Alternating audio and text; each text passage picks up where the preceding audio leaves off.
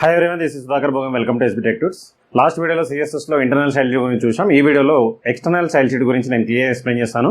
వీడియోని స్కిప్ చేయకుండా ఎండ్ వరకు చూడండి, మీకు ఈజీగా అండర్స్టాండ్. ఓకే, మీరు ఎక్కడైనా డిగ్రీ ఎగ్జామ్స్లో కానీ బీటెక్ ఎగ్జామ్స్లో కానీ లేదంటే ఎక్కడైనా ఇంటర్వ్యూస్కి వెళ్ళినప్పుడు ఎక్స్టర్నల్ సిఎస్ఎస్ పైన కూడా క్వశ్చన్స్ అయితే అడుగుతూ ఉంటారు.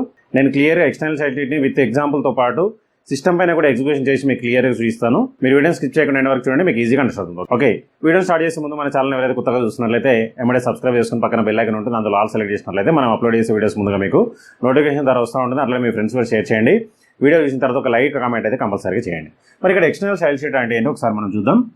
External style sheet is generally used when you want to make changes on multiple web pages.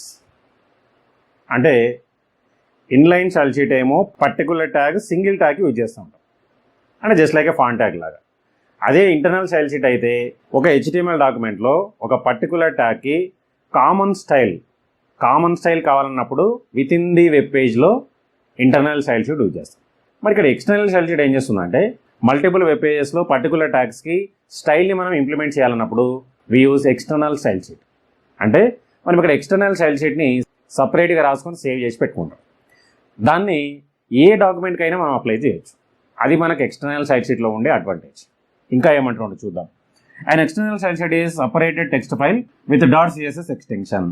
అంటే ఇది సపరేట్ టెక్స్ట్ ఫైల్, ఇందాక చెప్పుకున్నట్టు. క్లియర్? దీన్ని మనం ఎలా సేవ్ చేయాలంటే .css ఎక్స్టెన్షన్ పెట్టేసి దాన్ని సపరేట్గా సేవ్ చేసుకోవాలి. ఇంకా ఏమంటుంది చూడండి. You define all the style rules with in this text file and then you can include this file in any HTML document using link tag.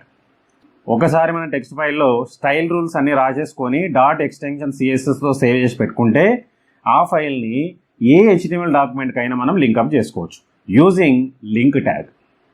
Clear? మరి ఇక్కడ లింక్ ట్యాగ్ ఎక్కడ రాయాలి చూడండి. The link tag goes inside the head section. So head సెక్షన్లో link tag use చేసుకొని ఆ save చేసుకున్న external style sheet ఏదైతే ఉందో దాన్ని మనం ఇంక్లూడ్ చేసుకుంటాం. ఒక్కసారి మనం దాన్ని ఇంక్లూడ్ చేసుకున్నామంటే అందులో ఉండే ట్యాగ్స్కి సంబంధించిన ప్రాపర్టీస్ అన్నీ ఆ HTML డాక్యుమెంట్లోకి ఇంక్లూడ్ అయిపోతాయి. క్లియర్? మరి లింక్ ట్యాగ్కి సంబంధించిన ఫార్మాట్ ఎలా ఉంటుంది, దాని సింటాక్స్ ఏంటో ఒకసారి చూద్దాం.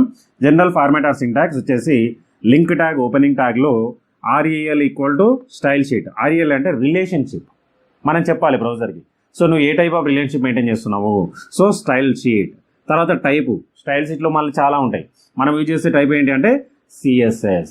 తర్వాత href means hyper reference. So ఇదేంటి అంటే ఆ CSS ఏదైతే మనం సేవ్ చేసి పెట్టుకున్నామో సపరేట్గా ఆ సంబంధించిన ఫైల్ నేమ్ ఇక్కడ మెన్షన్ చేయాలి. ఆ .css ఫైల్ ఎక్కడైతే ఉంటుందో దానికి సంబంధించిన కంప్లీట్ పాత్ మనం ఇక్కడ మెన్షన్ చేయాలి. ఒకవేళ మనం CSS ఫైలు మనం రాసే డాక్యుమెంట్ రెండో ఒకటే ప్లేస్లో ఉంటే నో ప్రాబ్లం, డైరెక్ట్గా ఆ CSS ఫైల్ నేమ్ ఇక్కడ ఇచ్చేస్తాం. క్లియర్? ఈ విధంగా మనం లింక్ ట్యాగ్ని రాస్తూ ఉంటాం. ఇంకా ఏమంటాడు చూద్దాం. An external style sheet can be written in any text editor. This file should not contain any HTML tags and saved with .css extension. మరి ఇక్కడ ఎక్స్టర్నల్ సైట్ని మనం ఎలా ఇంప్లిమెంట్ చేయాలి అంటే ఎక్స్టర్నల్ సైట్ షీట్లో ఇలాంటి HTML ట్యాగ్స్ మనం యూజ్ చేయకూడదు. మరి ఏం రాయాలి దాన్ని ఎట్లా ఇంప్లిమెంట్ చేయాలి అంటే దానికి ఒక చిన్న సింటాక్స్ నేను ఇక్కడ రాశాను, ఒకసారి చూడండి. Syntax selector bracket open attribute1 value semicolon attribute2 value semicolon and so on final bracket close. ఇక్కడ సెలెక్టర్ అంటే ఏంటంటే ఎనీ ట్యాగ్, మీరు ఏ ట్యాగ్ అయితే ప్రాపర్టీస్ డిక్లేర్ చేయాలనుకుంటున్నారో ఆ ట్యాగ్ నేమ్ ఇక్కడ ఇవ్వాలి. ఫర్ ఎగ్జాంపుల్గా H1 ట్యాగ్ అనుకుందాం. H1 ట్యాగ్ ఇక్కడ ఇవ్వద్దు, అంటే యాంగిల్ బ్రాకెట్స్ ఇక్కడ పెట్టొద్దు, జస్ట్ ట్యాగ్ నేమ్ ఇవ్వాలంతే. H1 ఇక్కడ ప్రాపర్టీస్ అట్రిబ్యూట్ ఫర్ ఎగ్జాంపుల్గా కలర్ రెడ్. మీ ఇష్టం ఎన్ని ప్రాపర్టీస్ అని మీరు ఇంప్లిమెంట్ చేసుకోవచ్చు. ఈ విధంగా మనం రాసేస్తాం. క్లియర్? CSSలో మరి ఇక్కడ CSS డాక్యుమెంట్లో ఓన్లీ వన్ ట్యాగే రాయాలి మనం అంటే నీ ఇష్టం, నీ రిక్వైర్మెంట్ బేస్ చేసుకొని ఇక్కడ చూడండి నేను ఇంకో ట్యాగ్ కూడా రాస్తాను. ఫర్ ఎగ్జాంపుల్ B ట్యాగ్, దీనికి కలర్ వచ్చేసి ఫర్ ఎగ్జాంపుల్ బ్లూ కలర్. ఇదిగో ఈ విధంగా మనం టెక్స్ట్ ఫైల్ని ఒకటి రాసేసుకొని దీన్ని ఎక్స్టెన్షన్ CSSతో సేవ్ చేయాలి. సో సపరేట్గా దీన్ని రాసి సపరేట్గా సేవ్ చేసుకున్న తర్వాత దాన్ని మనం ఏ HTML డాక్యుమెంట్కైనా ఇంక్లూడ్ చేసుకోవచ్చు యూజింగ్ లింక్ ట్యాగ్. క్లియర్? మీరైతే నోట్ తీసుకొని క్లియర్గా ఇది రాసేసుకోండి. నేను దీన్ని రిమూవ్ చేసి ఒక చిన్న ఎగ్జాంపుల్ ప్రోగ్రామ్ రాస్తాను బోర్డు పైన. అట్లనే అదే ప్రోగ్రామ్ని సిస్టమ్ మీద కూడా ఎగ్జిక్యూట్ చేసి చూపిస్తాను. మీరైతే స్కిప్ చేయకుండా ఎండ్ వరకు చూడండి, మీకు ఈజీగా అండర్స్టాండ్ అవుతుంది. ఓకే, డిగ్రీ ఎగ్జామ్స్లో అయితే కంపల్సరీగా ఎక్స్టర్నల్ స్టైల్ షీట్ గురించి క్వశ్చన్ అయితే అడుగుతూ ఉంటాడు, లాంగ్ క్వశ్చన్. బీకామ్ వాళ్ళకైతే వెబ్ టెక్నాలజీలో కంపల్సరీగా టైప్స్ ఆఫ్ CSS అట్లనే సపరేట్గా ఒక్కొక్క స్టైల్ షీట్ గురించి కూడా మనకు అడిగే ఛాన్స్ ఉంది. క్లియర్? మరి ఇక్కడ ఎక్స్టర్నల్ స్టైల్ షీట్లో ఫస్ట్ ఏం చేయాలి, మనము ఒక సిఎస్ఎస్ని క్రియేట్ చేసుకుందాం. ఫర్ ఎగ్జాంపుల్గా robo.css అని నేమ్ పెట్టేసుకొని దీనిలో for example h1 tag colour red, అట్లా B tag colour blue. Okay, ఇక్కడ నేను 2 ట్యాగ్స్ యూజ్ చేశాను. ఒకటి h1 ట్యాగ్, ఒకటేమో బీ ట్యాగ్. h1 ట్యాగ్ ఏమో కలర్ రెడ్ ఇచ్చినాను, బీ ట్యాగ్ ఏమో బ్లూ కలర్ ఇచ్చేసాను. సో దీన్ని మనం సపరేట్గా సేవ్ చేయాలి. ఇక్కడ నేమ్ వచ్చేసి robo.cssతో నేను సేవ్ చేసిన అనుకుందాం. ఇప్పుడు ఈ robo.css ఫైల్ని ఏ HTML డాక్యుమెంట్కైనా మనం లింకప్ చేసుకోవచ్చు, అంటే దీన్ని మనం యూజ్ చేసుకోవచ్చు. మరి దాన్ని ఎలా క్రియేట్ చేయాలి చూద్దాం. ఇక్కడ HTML డాక్యుమెంట్ నేను రాస్తాను. ఫస్ట్ HTML హెడ్ సెక్షన్లో ఒకవేళ మీరు టైటిల్ కావాలంటే టైటిల్ రాసుకోవచ్చు. టైటిల్లో ఎక్స్టర్నల్ స్టైల్ షీట్ అని చెప్పేసి ఒక టైటిల్ అయితే పెడుతున్నాను. నెక్స్ట్ లింక్ ట్యాగ్లో relationship equal to style sheet, single word ఉండాలి, మధ్యలో స్పేస్ ఇవ్వద్దు.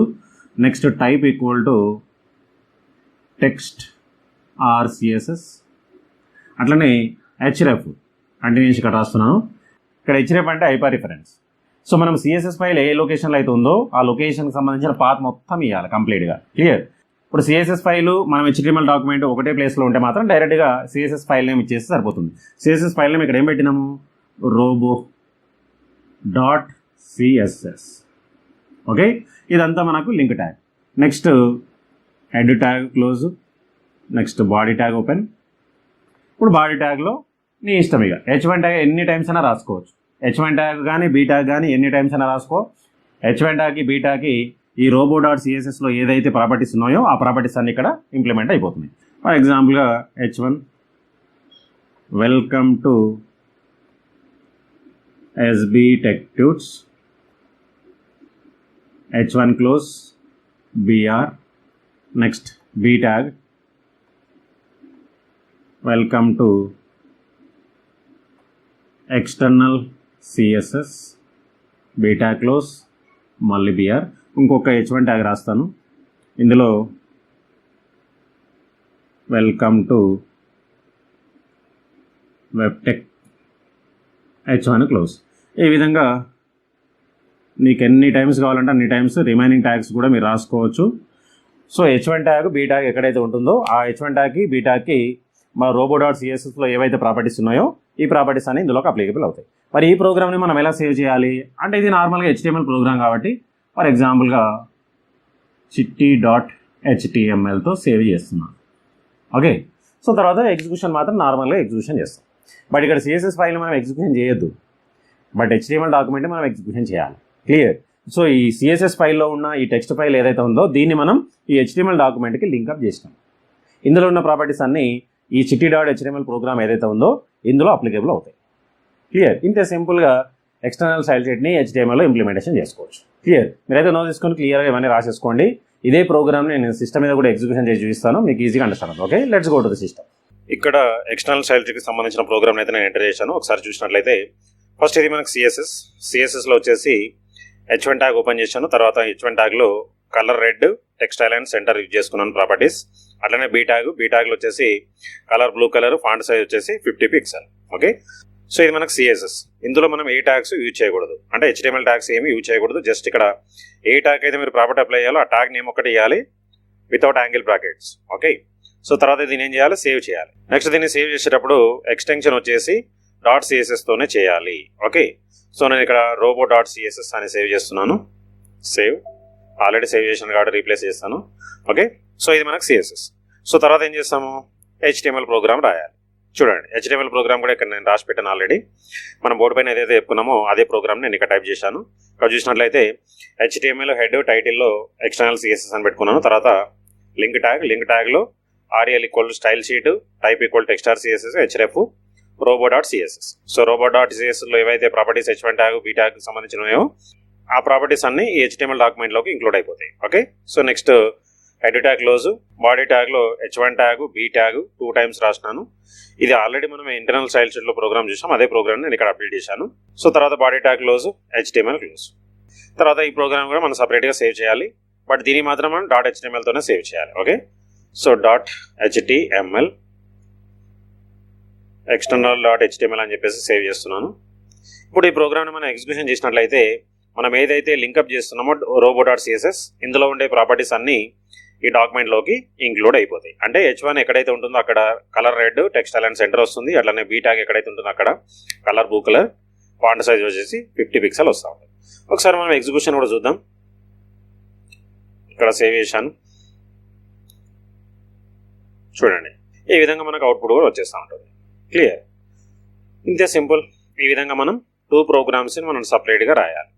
ఎక్స్టర్నల్ సిఎస్ఎస్ యూజ్ చేసినప్పుడు మనం ఫస్ట్ సిఎస్ఎస్ని రాసేసి దాన్ని .cssతో సపరేట్గా సేవ్ చేసుకొని తర్వాత దాన్ని HTML డాక్యుమెంట్లోకి ఇంక్లూడ్ చేసినట్లయితే అందులో ఉండే ప్రాపర్టీస్ అన్ని ఈ HTML డాక్యుమెంట్కి ఇంక్లూడ్ అయిపోతుంది.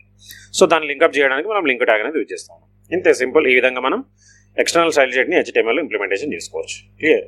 మీరు ఎక్కడైనా డిగ్రీ ఎగ్జామ్స్లో కానీ బీటెక్ ఎగ్జామ్స్లో కానీ కంపల్సరీగా టైప్స్ ఆఫ్ సిఎస్ఎస్ గురించి అడుగుతూ ఉంటాడు, లేదంటే సపరేట్గా ఎక్స్టర్నల్ స్టైల్ షీట్ గురించి కూడా క్వశ్చన్ అయితే అడుగుతూ ఉంటాడు.